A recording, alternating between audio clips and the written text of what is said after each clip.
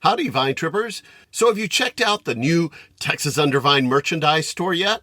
So I've got a few products available if you're just longing for some of that great logo gear. On the store, you'll find a beanie, a hat, a hoodie, and a wine tumbler with the Texas Under Vine logo right there on it. And coming next month, after season 1 closes, we're going to have a limited edition season 1 t-shirt coming that you'll have to have a part of that shows all of the dates of where I've been through the first year as Texas Under Vine has gone on tour.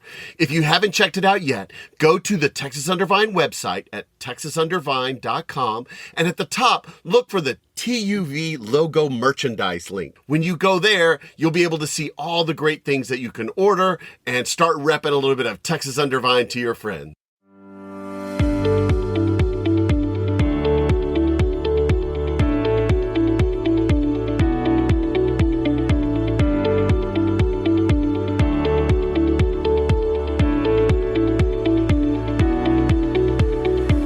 Welcome to Texas Under Vine, an exploratory podcast to scout out the best that Texas wine country has to offer. I'm your wine guide, Scott, and I'm here to lead you on an auditory expedition to the vineyards and wineries across the great Lone Star State. Each episode will cover a different vineyard, winery, or wine-related business operating in Texas.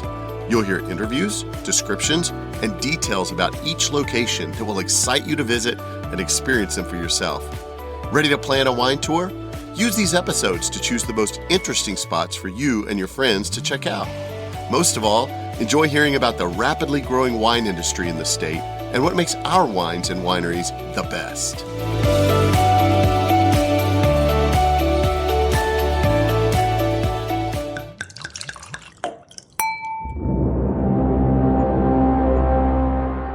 Howdy, fellow Vine Tripper. So welcome to episode 30 for Texas Under Vine. This marks the 1-year anniversary of this podcast, and I've got a really exciting treat for the culminating episode of season 1 and to mark that anniversary. I was pleased to be able to travel back to my own roots in the wine industry, pun intended, and today I get to share with you all about the venerable Grape Creek Vineyards in Stonewall, Texas. This winery was where I got my start, working in their tasting room in Georgetown, Texas. And it's actually part of an overarching brand called Heath Family Brands that was created by Brian Heath. Now, one of the goals for Heath Family Brands, the parent company of several brands, including this property, Grape Creek Vineyards, is to create a transportative experience where you feel like you've been transplanted to another location as soon as you step on the property. For Grape Creek Vineyards, it feels like a place just right out of Tuscany in Italy. Coming out of the financial industry, the owner, Brian Heath, actually has a business acumen and a background that has helped him build one of the biggest wine brand families in Texas. He bought Grape Creek way back in 2006 after the previous owner and founder, whose name was Ned Sims, had actually passed away. He took the raw materials there and he began building it into the amazing wine destination that it is today. The bulk of the fruit for the Grape Creek wines are from the High Plains area of Texas. However, they also have some estate varietals planted on the property that they use for some estate wines as well. When you combine their 60 acres of estate vines, they also are contracted with over 250 acres of vines in the High Plains as well. Their VP of winemaking, Jason Englert, has produced over 150 90-plus point wines, and they have received thousands of medals at wine competitions, so they're definitely doing something special in that wine cellar. Now, having multiple properties allows them to share the processing and barrel and tank space between those locations, expanding their production capabilities greatly. They have a variety of reds, which are the majority of the wines they make, but they do also make whites, a rosé, and a selection of several semi-sweet wines as well. So they should have offerings to meet most any wine palate. The winery is very member-focused as they have a very large wine club. So most of the winery amenities are solely for use by the members. However, for non-members, they do offer tastings and tours for everyone. So anyone can actually come to the winery for great wine and a great experience. But some of their amenities are very exclusive to their wine club members. Their wine club is free to join, and their members can visit any of the various properties and enjoy their benefits there as well. Their classic tasting format allows the customer to pick whatever wines you want to try. So their knowledgeable servers are more than happy to help make recommendations or things like that if you don't even know where to start. The Stouts restaurant that they have on site is for members, and it is an amazing restaurant with many incredible meals and food options for those members that want a little bit of food with their wine. But you'll need to make a reservation as the seating does fill up at Stouts really fast. Now, when I went to visit, I received the great honor of being invited actually into Brian Heath's home on the property to interview him and hear his story and his perspective on the winery and the relaxed refinement that they try to create at Grape Creek Vineyards. Let's hear a little bit from him.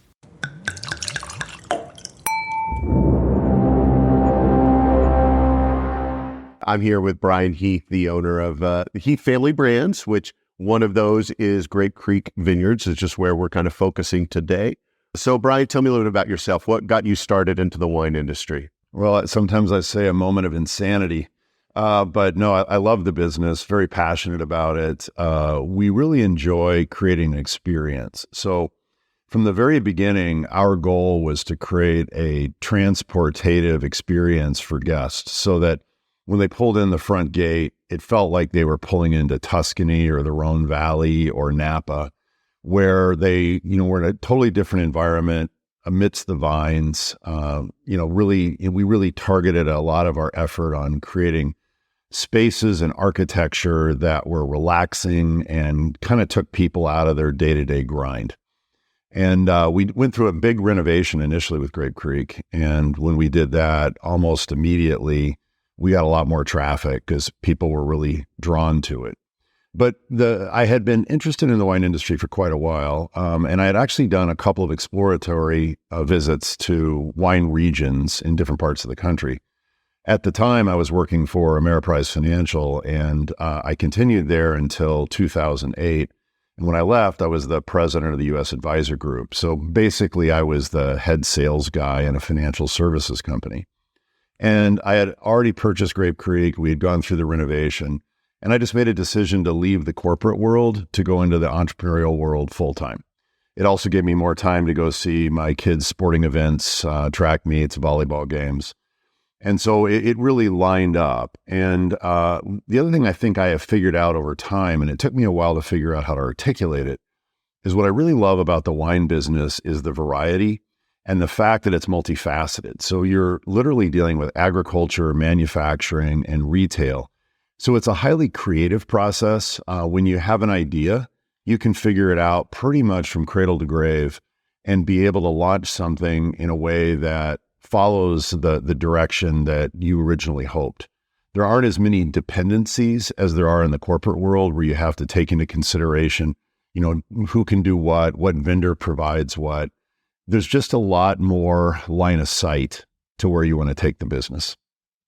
So that led you so you bought Grape Creek in 2006, is that correct? That's correct. In 2006, and then started the renovations almost immediately within about 7 or 8 months. And we took what was the original owner's home, a gentleman named Ned Sims. Never met Ned. He had passed away, and I actually purchased the property, my wife and I did, from his estate. But he was a Houston oil man. And so one of the funny things about Grape Creek is on 2 of our vineyard blocks, the end posts are actually drill casings and the grape stakes are sucker rod. And so it's truly a Texas vineyard. And, so they had operated it since the mid 1980s.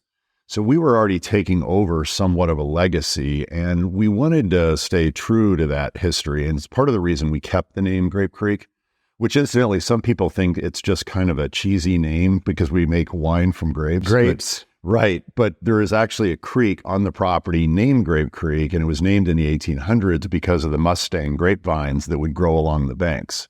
It was also supposedly a Comanche campground back in the days. Interesting. Yeah. So you got the creek, and so we named after the Grape Creek. Ned Sims started it, you said, in the mid 80s or so. Correct. And then unfortunately passed, and then you all took it over in 06 and kind of made it into what it is today. And now, not only do you have Grape Creek, and we'll get into these hopefully in other episodes, but you also have other properties as well. So what are the other properties that fall under Heath's brand? Yeah, so we expanded Grape Creek to 2 additional locations, one on Fredericksburg Main Street and then also in Georgetown.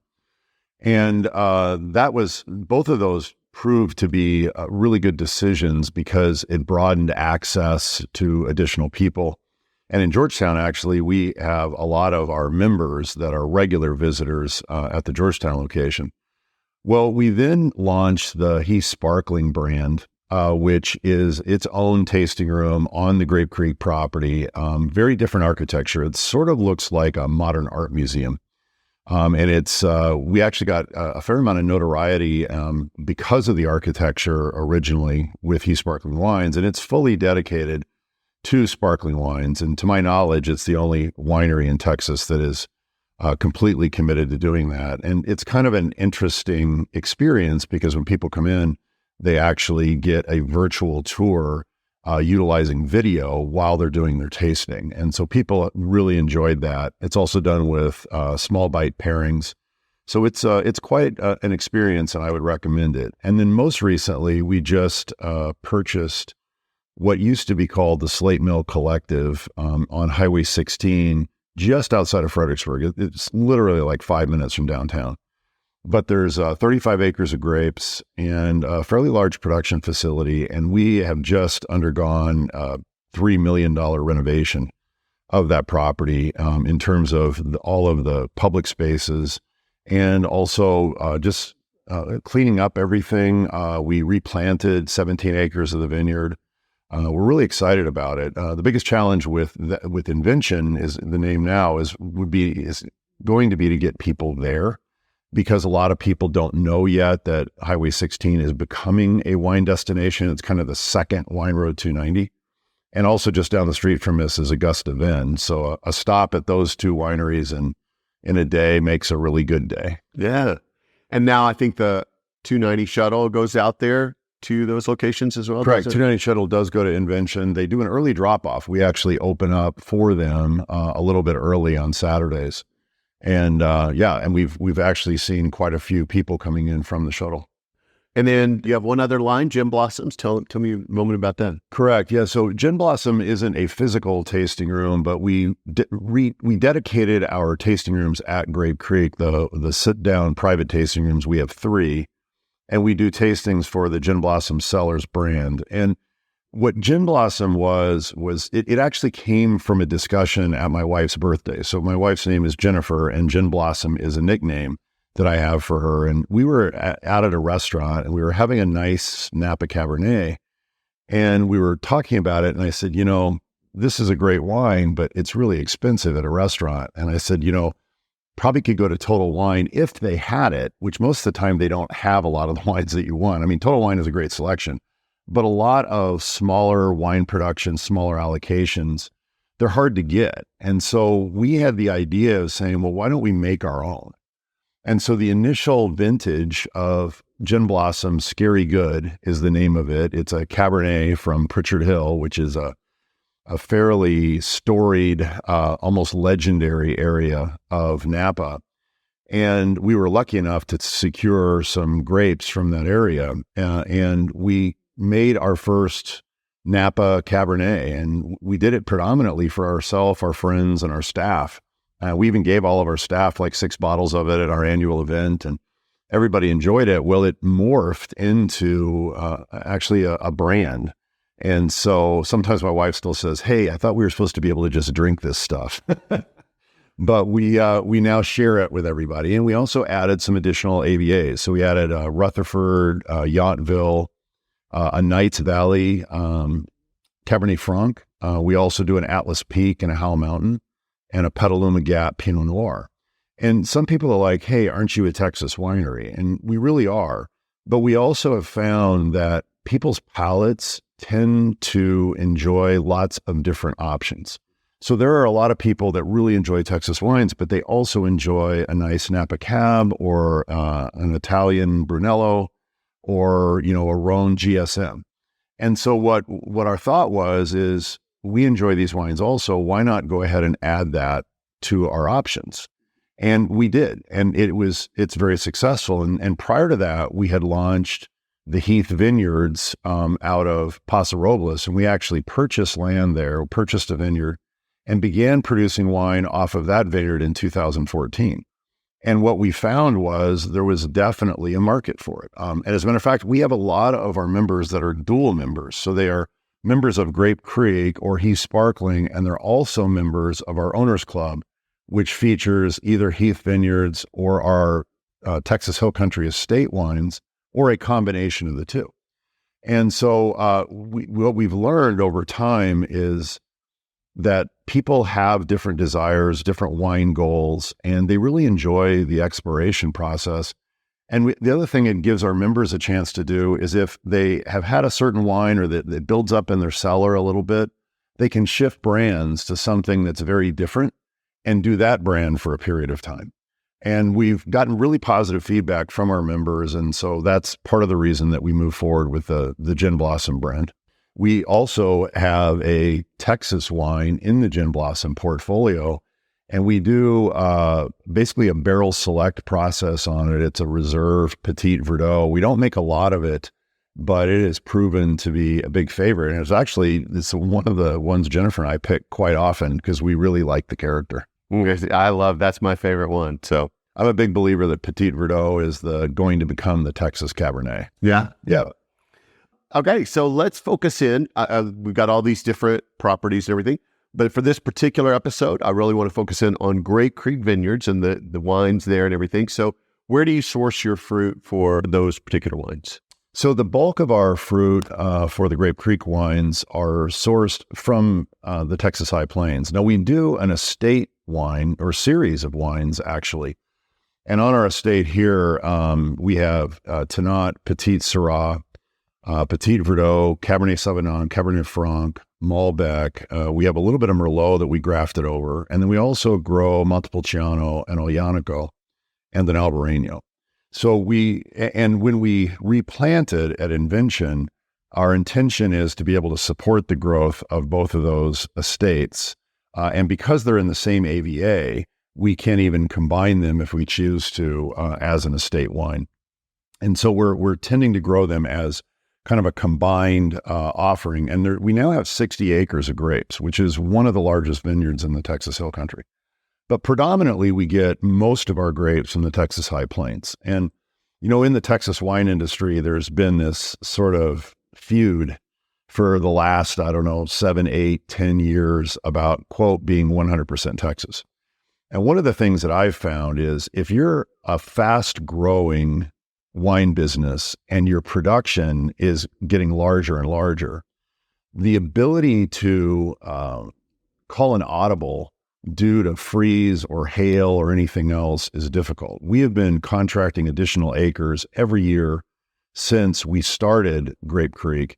We're now up to 250 contracted acres in the High Plains. And in the last 3 years, in each of the last 3 years, we purchased over 700 tons of Texas fruit. So sometimes, I will get a little frustrated when people talk about 100%. I'm like, yeah, it's a lot easier to be 100% of 10 tons than it is of 700 tons. And not only that, the industry is still nascent. It's still finding its way. And so some of the growers planted varieties a few years ago that have not caught on as much as I think people thought they would. And so what's happening is the growers are trying to figure out what the market is demanding. And the problem is you can't snap your fingers. I was in France one time doing some touring, and the wine director at one of the chateaus in Bordeaux, he said, making wine is not that difficult. It's just the first 200 years that are hard. And so I think what's happening is Texas is figuring out, what rootstock, what clones, what varietals, what does well. It's like, for instance, Petit Verdot, I would have thought might not have done that great in Texas because it's named Little Green and it's a blender in Bordeaux and it doesn't really get full ripe characteristics. But in Texas, it turns into virtually a cab-like red wine. And so one of the things that we have been doing is figuring out what are the best varietals for the type of wines that we want to make. And honestly, in years like this year, we had probably 60 acres hailed out that we had contracts on. And so we have already adapted. But once again, it's a little more difficult to replace it when you're replacing hundreds of tons and you're not replacing a few tons. But our commitment to the growers remains, and we're going to continue to expand. And the other thing we do in our contracts is we also put yield limits on. Because one of the things that historically had been challenging for some of the Texas wines was some of the vineyards were overcropped. And part of this was a learning experience for both the wineries and the growers. But if you overcrop, a lot of times the vine will go out of balance and you end up with kind of flabbier grapes. You end up with a wine that is maybe a little thinner, doesn't have as good a middle mouth, doesn't have as good a finish. And so one of the things we anticipated was through yield control, being able to generate a better wine, which we have. I mean, I think Jason's had over 150 90-plus point wines. We've gotten over 1,000 medals. And actually, we enter the San Francisco Chronicle and San Francisco International wine competitions every year because they're kind of the gold standard in the U.S.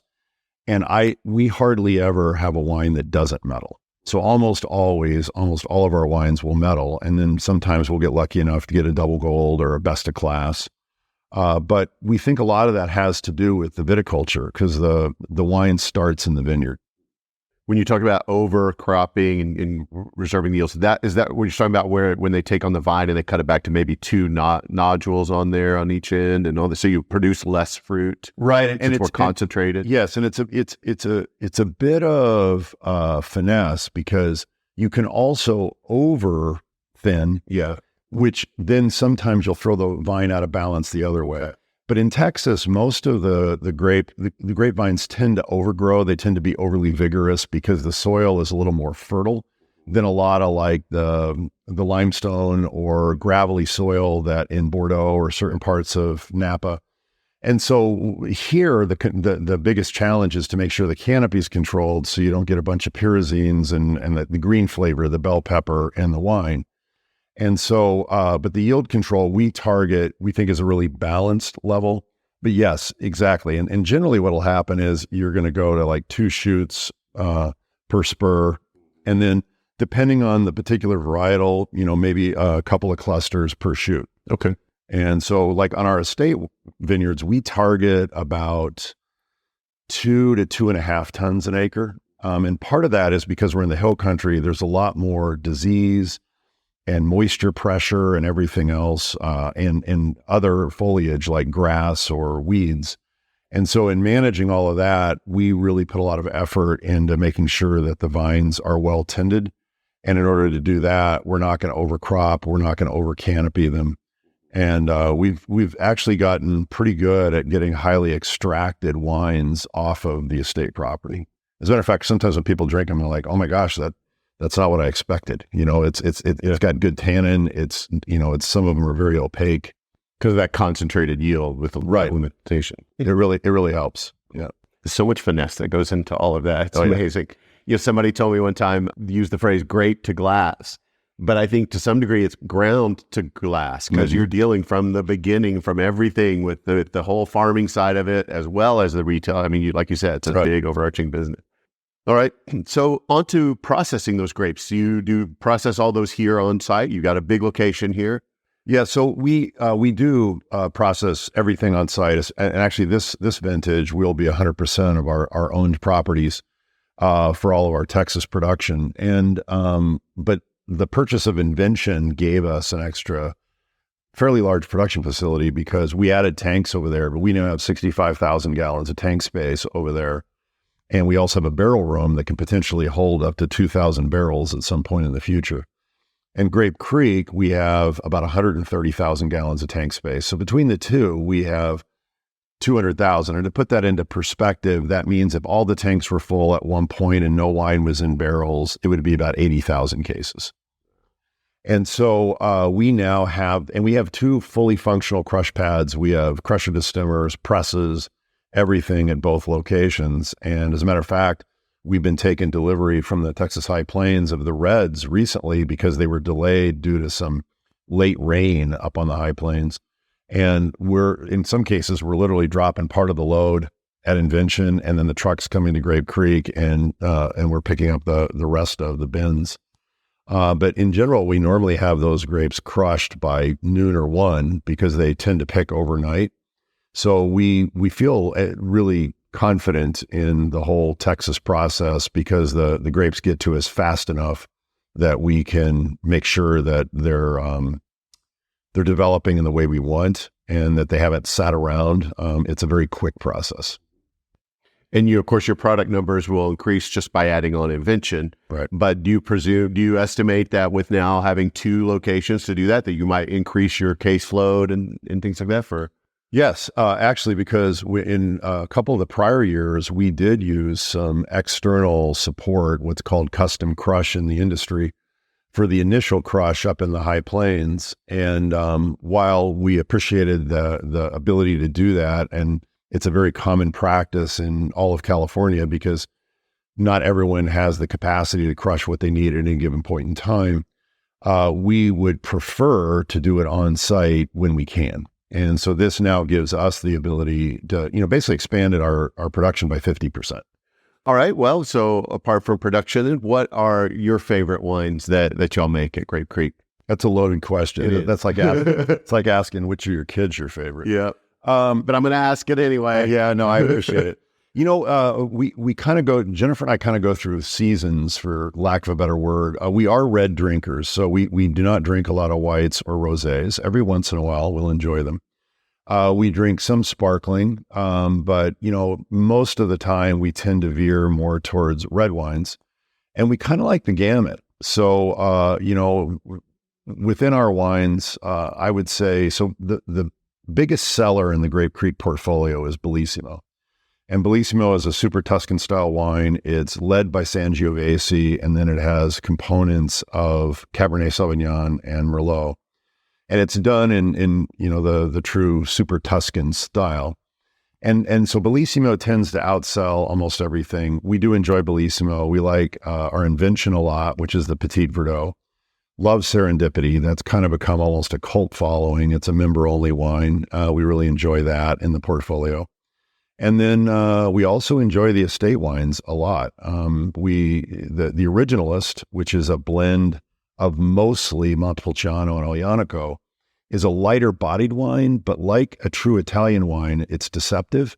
So you see it in the glass and it looks like medium bodied, you can, it's not opaque, but then you taste it and it has a way more flavor than you expect. And it tends to have a really long lasting finish. And it also, most vintages, is a lower alcohol wine. And so we've actually, on our website, we started identifying wines that are 13.5% or lower in alcohol, because there are some people that have been trying to reduce their alcohol intake, but they still enjoy wine. And so, like, sometimes we'll do the Originalist just because it's a really pretty wine, but it's also a little lower alcohol. We also like our other estate wines quite a bit, and we like the Gin Blossom wines, and we like the Heath Vineyards wines. So there's really no wines that we don't like. Right. And congratulations. I just saw on Facebook the other day a post that the Originalist got an honorable mention in the Texas Vintners Cup. It did, as well as the left bank at Invention. And then in the primary, the top 12, the Invention Riesling was included. And while we have people at both sites in our winemaking, all of our winemaking is overseen by Jason Englert, who is our VP of winemaking. And Jason has a long history in making wine at Grape Creek, but prior to that, he was at Llano Estacado for 7 years. And, we wouldn't be where we are without Jason. He's a great winemaker. And, I always say he makes wine like a true Fredericksburg German, because the winery is always clean. It's always well maintained. It's spotless. And he doesn't like fixing wines. And for some of the listeners, they may not be familiar with what fixing a wine is, but there's a lot of different processes that can be used when a wine gets too much VA in it, or it has other issues. And Jason likes to make it right the first time. And as a result, I think that's one of the big reasons our wines are so consistently awarded. I've talked to several people who wanted to get into the wine industry and who have gotten into the wine industry, and they say what they didn't realize is that literally 80% of the job is cleaning. Cleaning. They thought it was going to be all about making wine, but it's really most about cleaning. Well, and there's nothing worse than walking into a winery where it smells funky or it's really dirty. It It's sort of like a kitchen at a restaurant, It's like you want that kitchen to look really clean. Exactly. And you kind of addressed this in your last question, but what are some of your most popular wines with customers? What is the ones? And you talked about Bellissimo. So Bellissimo is a big favorite. Interestingly, one that's always been a big favorite is Cabernet Blanc, which is a semi-sweet Cabernet Rosé. But there's something for everybody. I mean, when we purchased Grape Creek, 2/3 of the wine sales were sweet wines, and now it's about 10%, and we're about 2/3 of our sales are dry reds, which was on purpose. We wanted to really make great Texas reds, and that was the direction from the beginning. But there's also one called Cabernet Trois, it started as, the story is that Ned Sims had too much Cabernet that he grew one year. And so he created the Cab Rosé, which continues to live in our portfolio, the one I just mentioned, Cabernet Blanc. And then he also created Cabernet Trois, where he reached out to friends on the High Plains and he purchased some Cabernet Franc and some Ruby Cabernet, which is a UC Davis hybrid, and added that to the Cab Sauv from the property so that he could have a variable of the Cabernet Sauvignon that he was producing. And those two wines have lived to present day. And they're still favorites. And the Cabernet Trois is it's very distinctive in that it has a lot of what I call Western flavors. So it has kind of like cedarwood, leather. It's got good fruit, but it also has these strong underlying flavors that make it distinctive. And I think that's one of the reasons it's so popular. On the white side, I would say we're pretty balanced between our Viognier, Pinot Grigio, and Cuvée Blanc. But I think probably Cuvée Blanc gets a little bit of the edge, and that's our, quote, proprietary white blend. And it's typically a blend of 3 or 4 different white varietals. So what types of events or attractions or amenities do you have here on the property that people would want to take advantage of? Well, that gives me a chance to kind of talk about, we're very member focused. So Grape Creek and all the Heath family brands have a fairly significant wine club.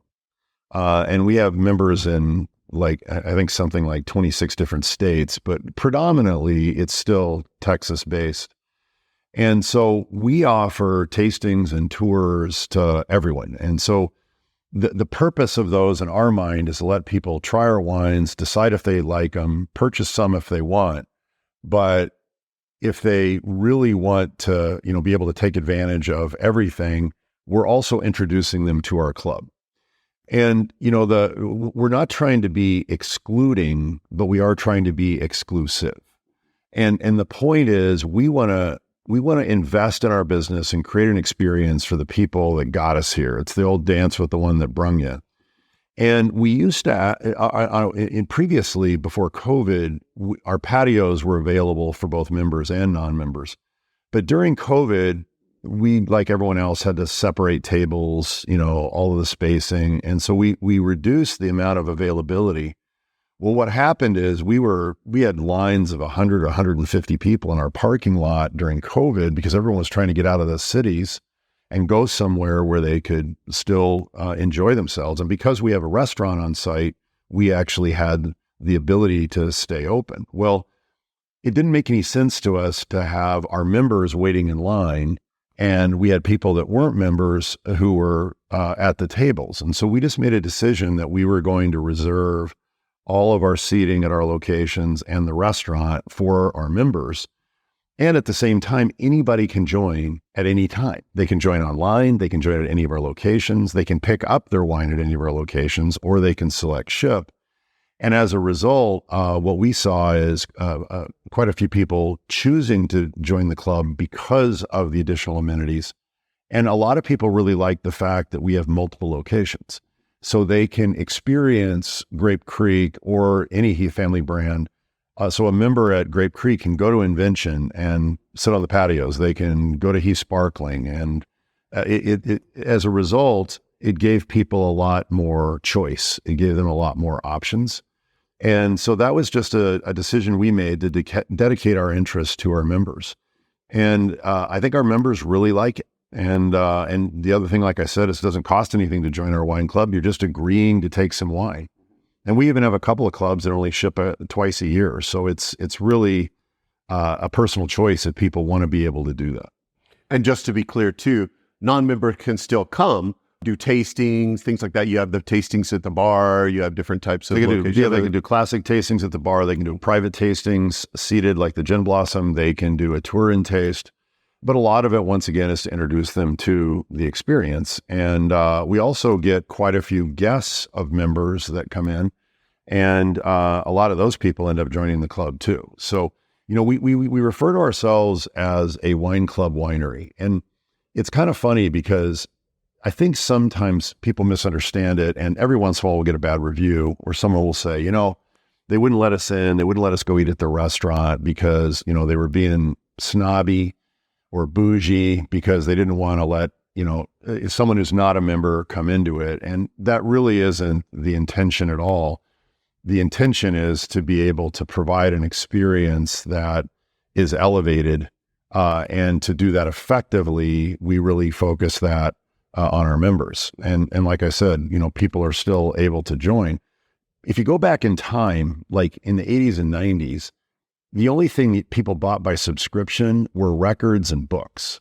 And usually you'd get some kind of an advertisement that said, hey, if you buy, you can get 13 records for a penny. And then you can order some other stuff after that. But now look at all the subscription services there are out there. I mean, you can get virtually anything on subscription. You can get wine on subscription. You can get razors you can even get ammo on subscription. I mean, you can, on Amazon, almost, I always click the wrong button where it's, you want to order it once and they're offering it to you to order it multiple times. Who would have thought that all of those changes would occur? So while our member-only environment for on-site might be unusual today, we don't know that it will be unusual in 10 years. Because I think people are still looking for something where they can kind of have a place to call their own, to say, hey, I get treated differently or special because I'm a member. And honestly, our members are where we get most of our revenue. I mean, 85 to 90% of every bottle of wine we sell is to a member. And so what we want to do is reinvest that money in an experience that really rewards them. So the members know what to expect when they come, but let's frame it from a perspective. Somebody who's not been to Grape Creek, they're not a member. They want to come check it out and see what Grape Creek has to offer. So maybe they're going to come in and do a tasting. So what does a typical tasting look like? So what are the fees? What do they pick their own wines? Is there a flight of wines? What does that look like for a non-member? Yeah, so we have 3 different tasting experiences. We have a classic tasting, which the guests can choose which wines they want to taste.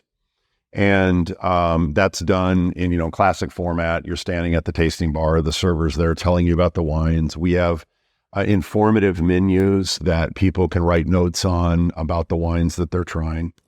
And a lot of times people will say, hey, I don't really know which wines I should try. And our servers are well trained to do that. As a matter of fact, I think we have 20 WSET 1 servers, and I think we've got 11 that are WSET 2. And for people listening, that's a wine education format. It's kind of like the SOM courses, the sommelier courses, but it's dedicated more to the education side as opposed to how you present a bottle. And then we also have our tours, where that's a fun experience where you take a tram across the property. It's like a long electric golf cart that holds a dozen people. And you go through the vineyards, go over to the winery side, see the crush pads, see the tank rooms, get to taste wine out of barrels. We actually let people taste the same wine in 3 different barrels, 1 new French, 1 new American, and then 1 second or third vintage, which is referred to as a neutral barrel, so that they can contrast the flavors of the exact same wine that's been in there the exact same amount of time. And then they will finish. We have a special private tour tasting room at the end of the tours where they can go in, and we limit our tours to a total of 12 people. So it's a very intimate experience. And then the final option is we have private tastings. And right now, as I said, those are dedicated to the Gin Blossom Cellars brand. And people can, you can go in and sit down at a table, and actually the server sits down and walks you through the wines. And once again, I would use the word intimate experience in going through that.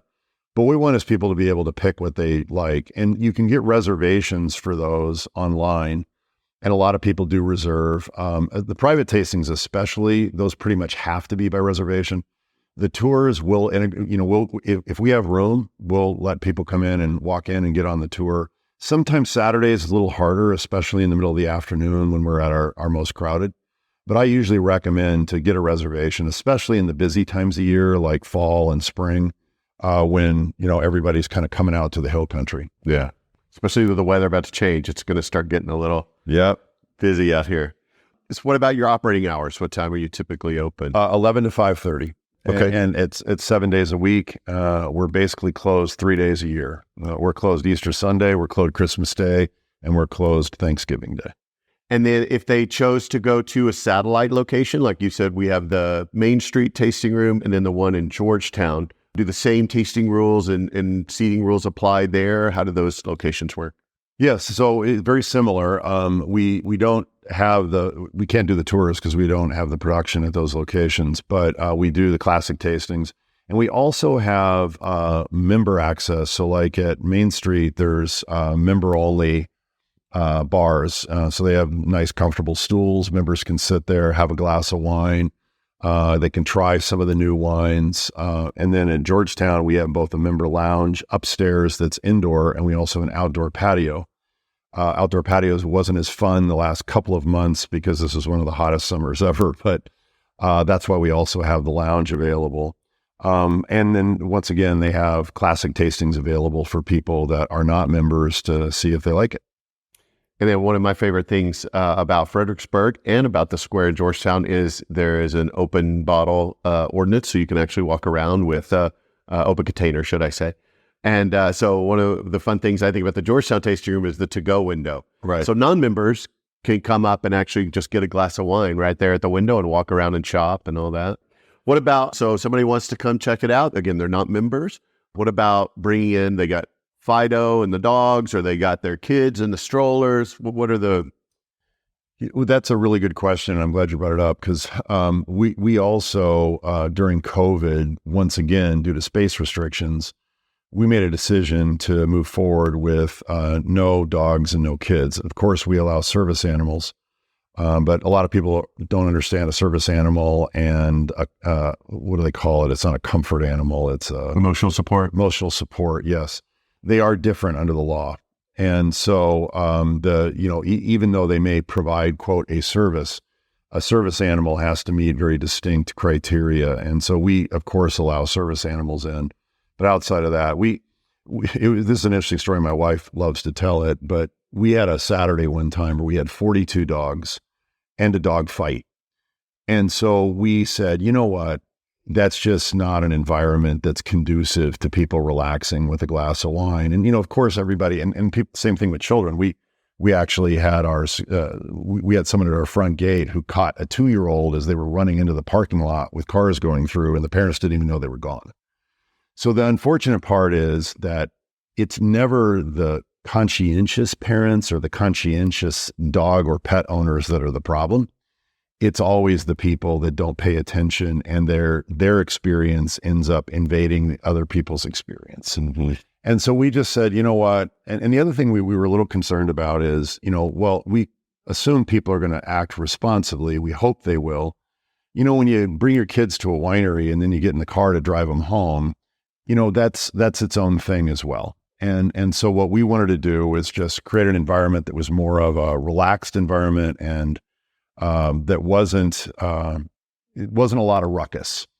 And I love the fact that there's diversity in offerings of the wineries on 290 and all over the state. I mean, I don't think everybody should be the same. And, sometimes when I listen to some of the back and forth that occurs between, people either criticizing or arguing about the industry, I'm like, the thing is, what you want to do is you want to allow choice. You want to allow wineries to define their own theme and to define their own approach. And I get for some people, it might be frustrating. So when we have people that aren't familiar with our rules, they come in, we now actually have a little card that we give them that lists within like 4 miles, all the wineries that accept kids and dogs and also dining options, because our restaurant is available for members only. And if they're not ready to come in and taste and join that day, then we understand. We want them to have a good experience while they're out wine tasting, But on that particular day, it wouldn't be with us. Okay.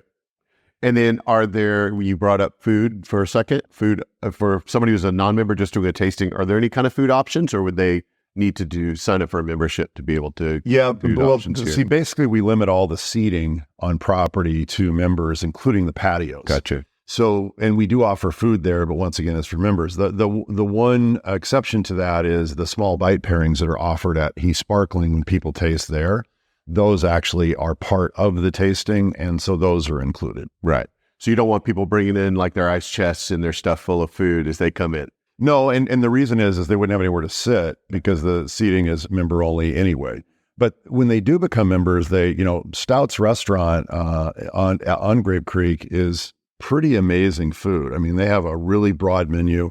It's open 7 days a week from 11 to 5 or 11 to 4. But on Saturday and Sunday, it remains open until last seating at 7:30. And they have, double bone-in pork chop. They have fillets. They have pasta dishes. They're famous for their pizza. So there's a lot of reasons to want to come there and join the club. Yeah, I've heard such great reviews of Stouts, and having been there myself, it's very good food. All right. Well, what about maximum group sizes? Do you limit that? We do. We limit our groups to 6. We will take special requests. And part of the reason that we historically we've done this for a really long time, and part of it is, while sometimes people will go like, well, we're not crazy, we're a group of doctors or whatever else, and like, I understand, and that's why we have a special request process. But at the same time, when people are in a group, and I can be that guy too. When people are in a group, it's like you're about the group, you're about each other, you're about talking and everything else, and what we're targeting our winery experiences to be is more about the wine and enjoying the wine and the wine experience. And so those two don't always coexist effectively. And I remember one particular Saturday, I was watching our tasting bar, and there was a very large, very loud group of bachelorettes. And they chased off a couple of different couples that were tasting. One of them were members. And the people just they left halfway through their tasting. They didn't want to be in that same experience. And once again, there are other wineries that not only accept that, they welcome it. That's the vibe that they want. Yeah. And so I'm saying, great. If that's the vibe you want, here are the places that can provide for that. And like I said on the little card for places, we also have places that accept large groups. Oh. So it's because we're trying to do the Macy's thing. It's like if we don't have it for you here, we'll find it for you elsewhere. And the thing is, but as a result, we create a very like I keep going back to this like relaxed refinement, but that's really our target. And as a result, we may have some people that might not want to come to our winery or might not want to join our club, but we have a whole other cadre of people that join for that very reason. And I've always believed one of the great things I love about America and the free enterprise system is that you can do things your way. You can do things to figure out how you want to operate, and other people can choose something different. And then the customer has choice. Mm-hmm. But the kiss of death for any business is to try to be everything to everyone. Mm. And we don't. So we just try to be as clear as we can, both in person and online, about how we operate. It'd be like getting mad at Best Buy because they don't sell clothes. Well, there's Target right next door. You get what you need there, whatever. So Exactly. Gotcha. And this may be another one of those kind of loaded questions, but what are your kind of busier and slower seasons? What's the best time to come visit? Actually, I love that question. We even put this on our website from time to time. We call it the festive feeling, or, a little bit more intimate feeling. And so the slowest months for the wineries in Fredericksburg are typically January, August, and September. So and the other thing is, even during the busy seasons, during the week is always a good bet. I mean, Jennifer and I rarely go out to the other wineries on a weekend just because we know we're going to be fighting for space. And, we're although it's not always accessible for everyone, there's enough people now that remote work, they could, adjust their schedule, or we're only an hour from San Antonio or Austin. But I recommend to either come during the week or those months if you're looking for something that's a little less busy. The busiest months are October through mid-November, and then again from about the middle of February to the end of April. Okay. And those are the really more trafficked months. All right, gotcha. Well, we kind of hit on this a little bit here and there through different questions, but let's focus it in. Tell me about the wine club. How does the wine club work? Yeah. So we have multiple options for clubs. We have a club for each of our brands. Members can join as many of the clubs as they want, and we actually have some members that are in all 5 brand clubs, and so we really appreciate them. And if any of you are listening, thank you very much. I got to go to their house for a wine party next week. And so we really appreciate that. But and we vary it. So like some of the clubs ship more often, some ship less often. We offer different bottle choice levels for each shipment. So it's like, there's a Grape Creek club that's 3 bottles 5 times a year. There's 6 bottles 5 times a year. Or there's 12 bottles 5 times a year, but there's also the Owners Club, which is either Heath Vineyards or our estate here in the Hill Country, or a combo of the two. That ships twice a year. The Gin Blossom ships twice a year.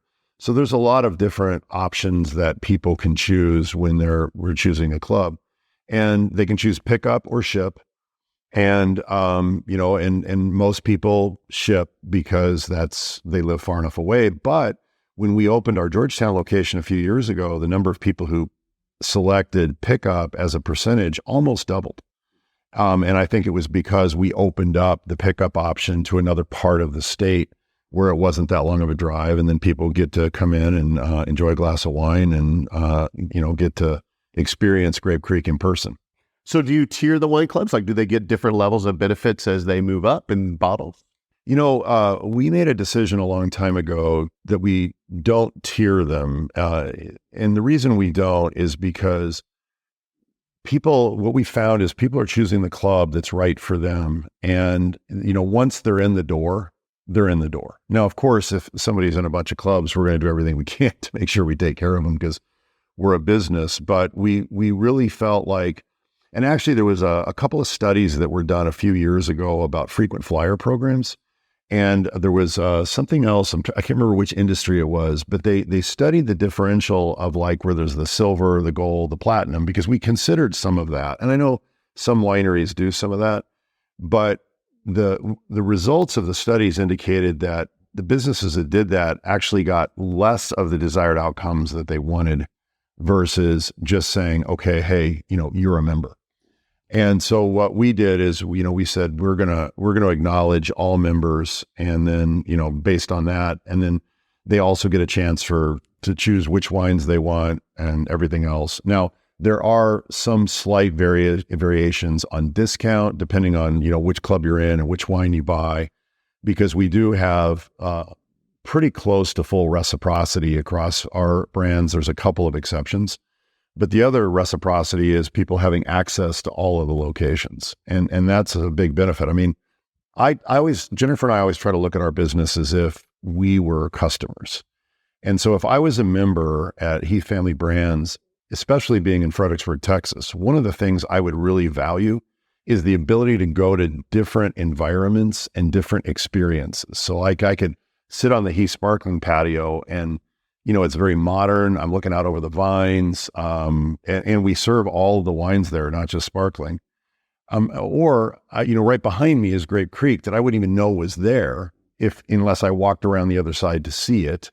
But then across town, we have Invention, which is this kind of very industrial vibe. It looks like almost like an urban brewery, but it's looking over 35 acres of grapes.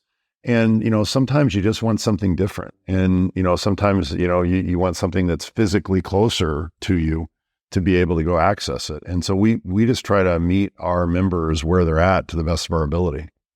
Do you do any kind of distribution? In other words, how can people experience your wines if they can't get into the tasting room? You sell on your website or things like that? Yeah. So we have we have websites for all of our brands, and we have shops for all of our brands. We're actually in the middle of building a consolidated Heath Family Brand shop now. So when people come in, they can actually look at everything. There are some wines that are for members only, largely because they're very limited quantities. And then other wines are available to anyone online or in person. And once again, you can join online as well, which automatically gives you the discount on the wines that you might be purchasing. We don't distribute to any great degree outside of sales directly to members and guests. We do a handful of restaurants in the Fredericksburg area, a couple outside, but that's been by choice. But we really do enjoy our partnership with the restaurants in the Fredericksburg area, and because we want people that have come to the winery, join the club, they go to dinner. At all possible, we'd like to have some of our wines as an option for them when they go do that. Thanks. Yeah. Do you have any plans for future growth? Our plans are always in growth, and so we're always looking at something. I'm a big believer that you either grow or die, and so growth to me is fun. It's part of the human condition, is to always try to figure out, what's the next option. It's creative. That's part of the reason we named Invention Vineyards Invention, is it has this connotation and a denotation of, we're really about being creative and inventive. And so there's always those things. And we don't really know what's next. I mean, something will present itself. It tends to always happen. And, we just kind of let, God take the direction, and stuff shows up. Yeah. And so we're now, we're like I said, we're swallowing a big acquisition, and we're really happy with it. And the people are starting to show up now. But who knows what's next? Gotcha. What, in your opinion, is the number one thing that sets Grape Creek Vineyards apart that would make a listener want to say, I really want to go check that place out? It's a really good question. I would say, first of all, when you're at Grape Creek, you're transported. You don't feel like it feels different. It feels I call it the real deal of a winery. It's got full production. It's got vineyards, put all over the property that are all visible. It's got a nice environment. And on top of it, the wines are excellent, not just by our own view, but by the view of wine judges. And so I think it's the whole experience. It's like, I think when people think of a winery, even if they've never been to one in Texas, I think they think of wineries with a certain set of requirements. And I think Grape Creek delivers on all of those. It's the real deal. And the other thing that I think sets us apart is, if you really do want something that is designed for you, and it's the member-only experience for the patios in the restaurant. And I know it sounds a little odd to compare it to a country club, because some people love that concept and some people don't. But it's like, if you want to get out and shoot a round of golf where you're not, in a huge crowd, you don't have to have a reservation a month in advance. Being a member has its advantages. And so I think that's the other thing that makes Grape Creek special.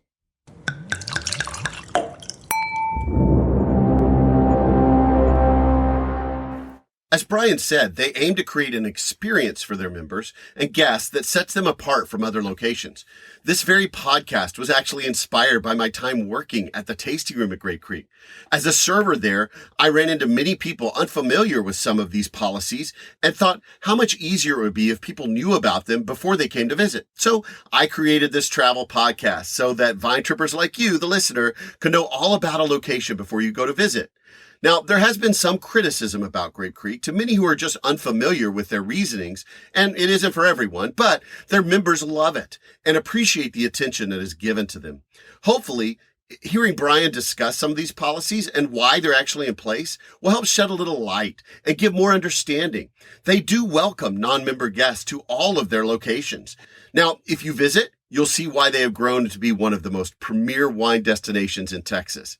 So whether you're already a member or you just want to see what it's all about, you need to make a visit to Grape Creek Vineyards. They're in Stonewall. However, make sure you check out their website before you go. It's www.grapecreek.com. Now, you're going to see info on all of the Heath family brands there, and you can make reservations for a tour or tasting and even buy their wines online there. Now, don't forget, when you do go to see them, make sure you tell them that you heard about it on this podcast, Texas Under Vine. So, being a Merlot fan, I was impressed by their tribute to Bordeaux and their Merlot dominant blend called Right Bank. So I added a 2020 vintage bottle of that as my library bottle for this episode. Since this is the end of season 1, I'm going to take a short break before I resume in January of 2024 with the next season of Texas Under Vine, bringing you even more great wine destinations and wine places from the great state of Texas. Now, if you haven't yet, please consider becoming a patron of the show.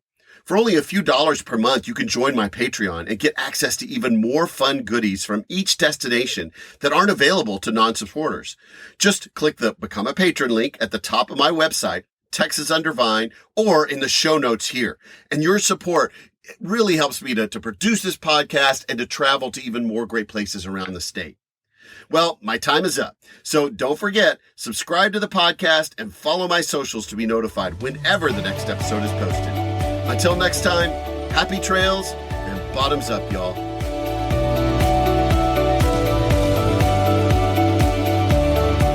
Thanks for listening to Texas Under Vine.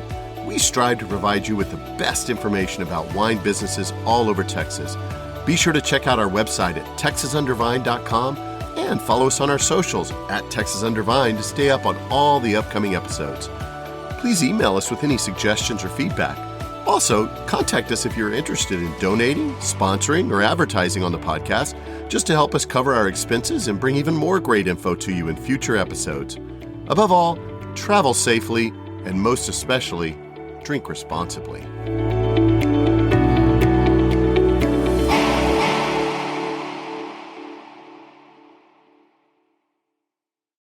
Don't forget to also check out the Texas Wine Lover website and their phone app. If you want to plan a trip to the wine destination I talked about in this episode, the site for Texas Wine Lover and their phone app that you can download will really help you organize a trip so you can go see them. You can check out all of the goodness that I got to experience while I was there. But as you're planning your trip, while you're on their website or their app, you can also find out things like accommodations, restaurants, and even some fun events and things that are going on at the wineries, and maybe even find one that you want to experience as part of your wine trip that you never even expected. So check them out. Again, it's txwinelover.com.